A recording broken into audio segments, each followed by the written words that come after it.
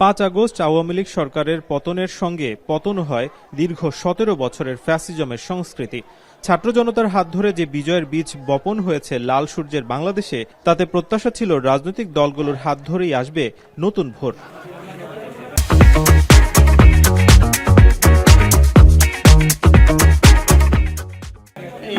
Fascist সরকারের পতনের 6 মাস পর বিদ্যমান রাজনৈতিক দলগুলো ছাত্র জনতার আকাঙ্ক্ষা কতটা পূরণ করতে পারছে, এমন প্রশ্নের বাস্তবতায় বৈষম্য বিরোধী ছাত্র আন্দোলন ও জাতীয় নাগরিক কমিটির সংবাদ সম্মেলন। বৈষম্য বিরোধী ছাত্র আন্দোলনের আহ্বায়ক হাসনাত আব্দুল্লাহ বলেন, 24 পরবর্তী স্পিরিট ধারণ করে আমরা মানুষের আশা আকাঙ্ক্ষার কথা মাথায় রেখেই ফেব্রুয়ারিতে তাই নতুন দল গঠনের সিদ্ধান্ত নিয়েছি বলে জানান তিনি। মানুষের যে মতাদর্শ, প্রয়োজন, আকাঙ্ক্ষা, মোটা দাগে আমরা একটা সার্ভিস ওরিয়েন্টেড স্টেট করতে চাই, একটা প্রবলেম সলভেজ একটা স্টেট করতে চাই।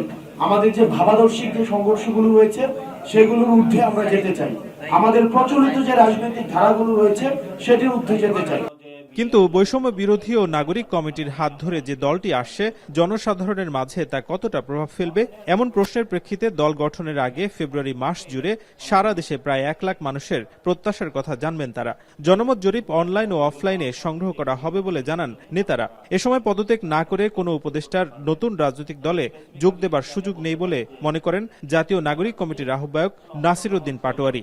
গত 53 বছরের বাংলাদেশের ইতিহাসে প্রথম এই কোন রাজনৈতিক দল এই ধরনের ক্যাম্পেইনের মাধ্যমে কোন একটি রাজনৈতিক দল ঘোষণার উদ্যোগে যাবে, এবং আমরা সবার পরামর্শটা নিচ্ছি, কারণ সবাই আন্দোলনে এসেছিল। কোনো নিছক কিছু ব্যক্তি যদি এটা দল গঠন করে দেয়, আমরা মনে করি এই দলটা ওয়ার্ক করবে না।